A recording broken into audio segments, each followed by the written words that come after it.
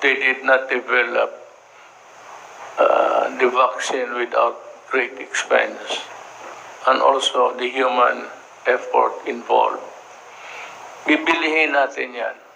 Kaya lang kumuhal, if it is quite expensive, then I will ask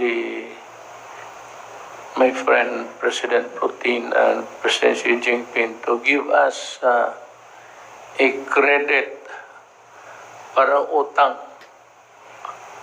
credit line, but we will pay not in one payment but by installments. Basta ang sinasabi ko, magbayad tayo. Hindi ito libre. And I would always tell them that we are willing, and if we are short of money by this time, because all of the economy of the world, individual countries have fallen flat. Lahat ngayon nagkakaroon ng economic hemorrhage. It is uncontrollable because people cannot really work, they cannot be productive, and so you have a problem at hand. Sa Singapore, ganun rin. Ang sabi ninyo na pumunta ako, look, let me be very frank. If I want to go to Singapore, I will go to Singapore. If it is a private undertaking, or if I want to attend the burial of a friend, or to pay a visit sa wake, I will go there, fly in, fly out. But alam mo, kung gusto kong umalis, o alis ako, I do not have to keep it a secret. Because I will not be using at any government funds. Hindi ko ugali yan. And there has been no trip so far that I have undertaken outside of the Philippines using government funds. If at all I go out, it's official, and it is just right that wala naman akong pera pangbayad ng the entourage that goes with me. Hindi ko ito, bakit ko taguin? Hindi naman ako gaya ng ibang salbahis na magamit ng pera ninyo. At bakit isekreto ko? I am under no obligation to travel in secret and not telling the Republic at all. I am a citizen of this country. The right to travel is guaranteed. Kung guaranteed sa inyo, di guaranteed yan sa akin. And I do not have to hide it. I said, I would not be stupid to use government funds. Malalaman ng tao yan. So stop this nonsense about me going to Singapore. If at all. Kung gusto ko pupunta ako. Wala kayong pakialam kung gusto kong pumunta. At I will not, because under no circumstances do I have the obligation to keep it a secret. What for? Pero na lang si Rocco, magtanan ako. Pero ilang anak ko ang habol sa akin. Inday would lead the pack. At huntingin ako niyan kung magtanan ako. Pero wala naman, ayaw naman sa akin lahat. Hindi, wala na. Pero in the future, yung mga haka-haka, noon pa yan, bago pa akong presidente. I enjoy what you citizens of this republic enjoy. You have the right to travel. With more reason, ako kahit matagal na ako walang bakasyon. If I went somewhere else, well, or if I choose to go to Europe, pupunta ako. Sabi mo, then I would have to go on a leave of absence or maintain the control of government by electronic. Usually, you leave the realm to the deputy or to the vice. Deputy Prime Minister or Vice President. But that I am not inclined to do that. Pero kung gusto ko, aalis ako. Let me repeat it. I have no obligation to keep it a secret. For what? About the only thing, maybe, is if I use your public money. I will never do that. Hindi ako stupido. Sana naman maunawaan ninyo, abogado ako. That is anti-graft, pure and simple. Magkikita naman yan sa mga voucher kung gagamitin mo pera ng gobyerno. But if it is a private undertaking, I said, a private trip, you can go ahead. Just leave somebody to take care. It's either usually Bing Bong or Guevara, or if not, if things are not quite good, then I leave it in the hands of the military. Probably it would be the Secretary of Defense. Kung medyo topsy-turvy ang bayan and I have to leave.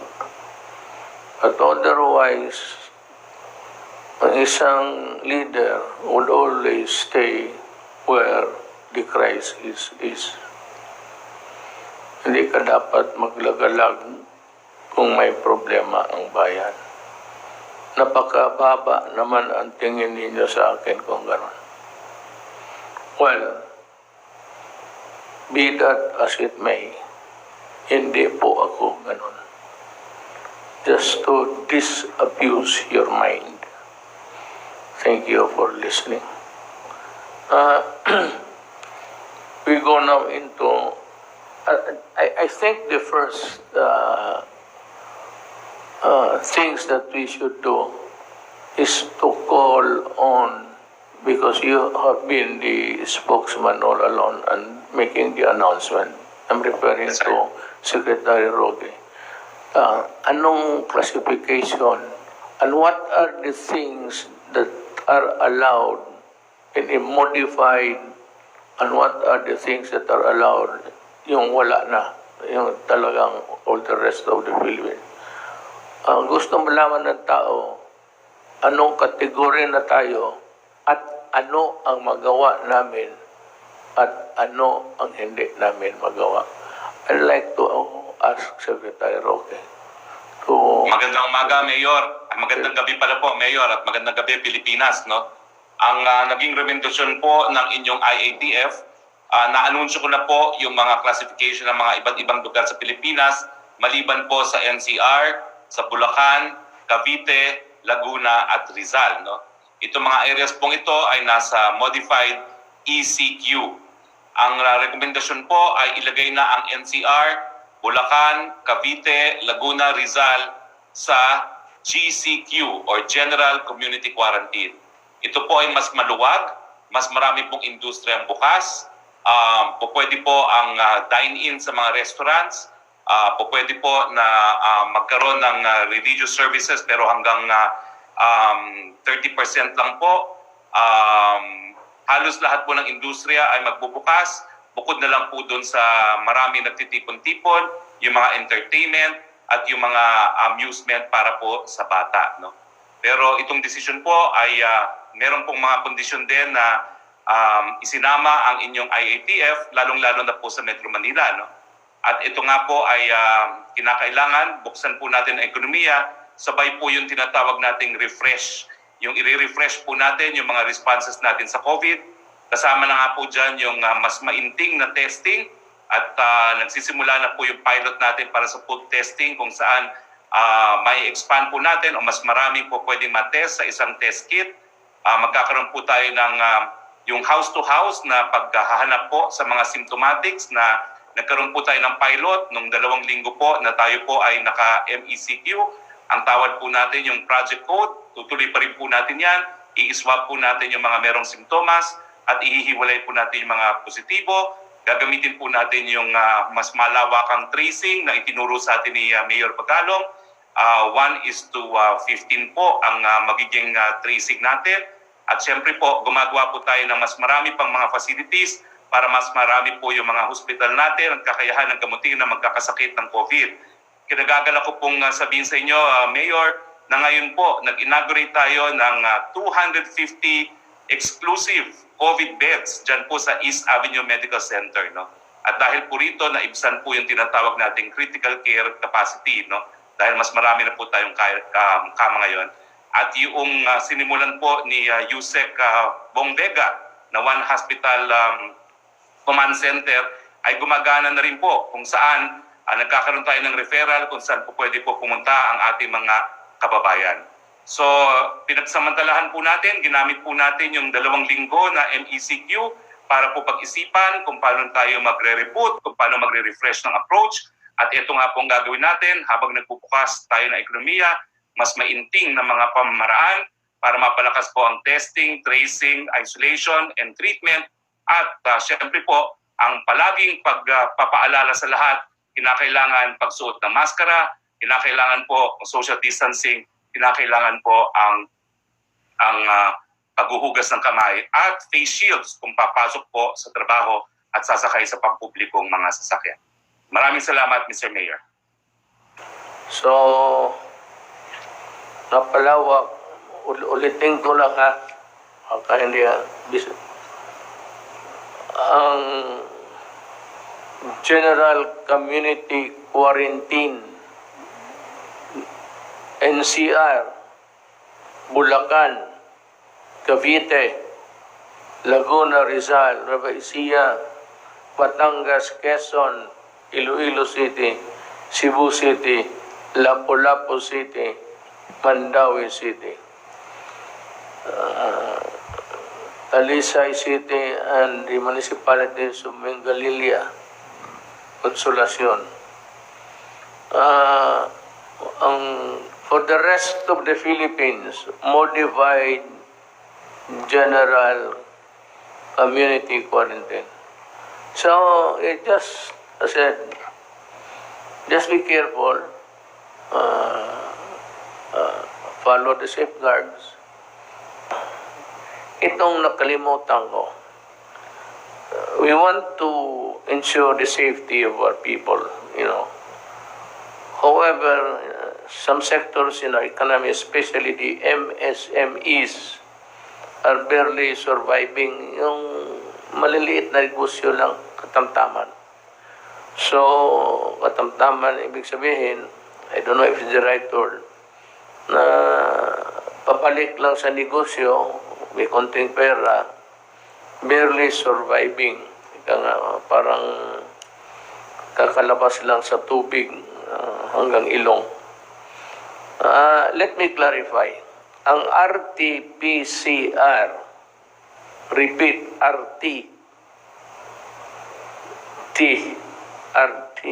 RT-PCR, or antibody-based tests is not recommended or required for asymptomatic employees returning to work. Hindi kailangan.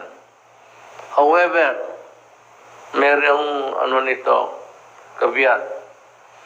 May warning. However, the following priority workers in the sectors may undergo Pero akin, ano na lang, ang hospital pati sa tourism sectors, isa yan. Manufacturing companies and public service providers in economic zones located within special concern areas and those of highest COVID-19 cases. Dalawa ito, hindi nila hinati. Ang una, yung service providers ng mga special, Clark, Subic, and special place where the workers are exposed to COVID-19. They are required because also of the product, the integrity of the product is assured that it is COVID-free or at least sanitized, nalinis, nahugasan. Pangatlo is the frontline and economic priority workers in high priority sectors in public and private. Hindi ko maintindihan itong high priority kung sino tayo. Ako, unahin muna natin yung tao. Mawala tayo, nandiyan pa ang Pilipinas. Pero mawala ang tao, wala na ang Pilipinas. So, unahin natin yung tao. Have high interaction with exposure in public.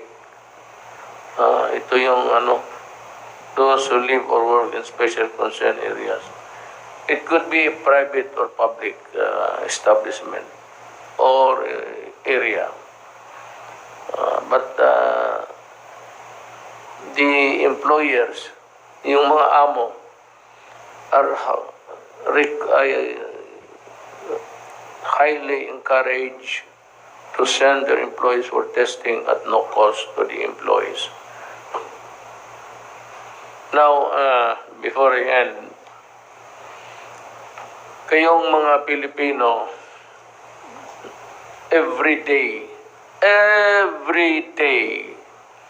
you see drug cases either busted, arrested, killed, at running into millions ang amount.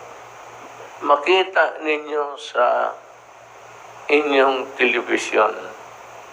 Napakatorpe naman itong human rights pag hindi kayo ano ninyo, magbagbilan lang ng patay? Putang ina din, maglipat kayo ng trabaho. Huwag sa human rights, punerarya. Kung yan lang man ang trabaho ninyo. What about the social problem? The serious and grave problems of drug addiction in this country. What are you doing about it? At least meron kayong, your advocacy. It does not begin and end in the life of a criminal. Naloko ba kayo? It should be something like you would also do a campaign all around the Philippines warning the citizens about being killed, about being slaughtered if they do drugs. Yan ang tama magawa ninyo. Then if they are killed despite or in spite of your educating them, then you can always investigate and file cases. Pero itong mga durugista, and most of them are really not from the Philippines, I cannot say, hindi ko ma-pinpoint. Sometimes it comes from China, Malaysia, sometimes dito ginawa, minsan, basta ang akin, isyabu, is isyabu, is isyabu. I do not, hindi ako nag-ano kung saan galing. It's a crime in Malaysia, lalo na sa China, it's a death penalty. Malaysia is a death penalty. Indonesia metes out a death penalty. Tayo lang ang Pilipinas maarte. Kung ano lang talaga, come to think of it, if it's really effective, if prayers do, if the shouting inside the church, the pulpit, kung nakakatulong, bakit po hanggang ngayon nagbabaha na droga? At ano ang gawain natin doon sa namatay? Yung mga bata na tinusok ng kahoy galing puwit hanggang bunganga. Yan ang mas gusto ninyo yan kaysa itong mga animal na to. Na sabi mo, pinapatay ko. Sinabi ko, if you destroy my country, I will kill you. I never said, if you destroy my country, I will order the military or the police to kill you. You must be, don't impose a lie. Sabi ko, I will kill you if you destroy my country. And I will really do it. Malas mo lang kumatimingan. Kung nandyan ako, tuwing ko sa mga police, umalis kayo dyan. Hayaan mo ako dito sa putang inan to. I will do it. Have I done it? How many times? Secret. Bakit ko sabihin sa inyo yan? So I'm just warning that drug really destroys the spirit of a nation. Kasi ang biktima ninyo gunggong na wala na talagang pag-asa, of no use to society anymore. And you destroy the dreams of parents na makita nila anak nila nakatapos, that someday mag-asawa, mag-anak, then they can see their grandchildren. You destroyed that dream. So ako, I mean to keep that dream true. Kaya kayong bantay kayo. Mamili kayo. China Sea, Manila Bay, tapos atake nga, sabi ko raw, Duterte, sabi pa kong Manila Bay at China Sea. Putang ina ninyo, kaya ano ginawa ninyo? Anong ginawa ninyo para sa bayan ninyo? Protecting criminal? Paying homage to the Caucasians of Europe? Itong mga puti na ito, magkano pang dollar na tinatanggap ninyo? Kung sabihin, mas Pilipino pa kayo. When you enjoy prosecuting people who are doing the jobs, ako ang takutin ninyo. Fuck you. Gawain kong gusto ko para sa bayan ko. That's it. Walang kung walang kung gano'n, walang istorya. Umiwas ka sa droga, magtanim ka sa bukid,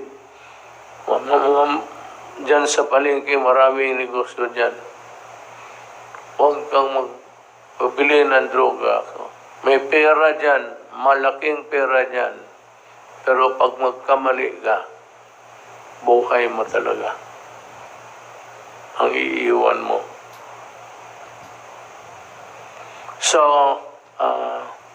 I have said my piece on the night. I am thanking all our guests, Secretary Lorenzana, Galvez, Secretary Duque, Secretary Roque, Secretary Wender, Senator Bong.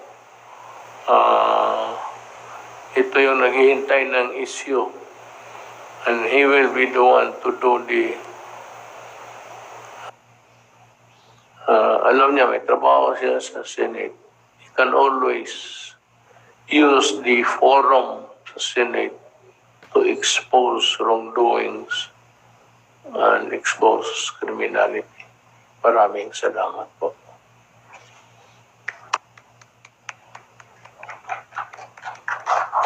Takpak na rin ako.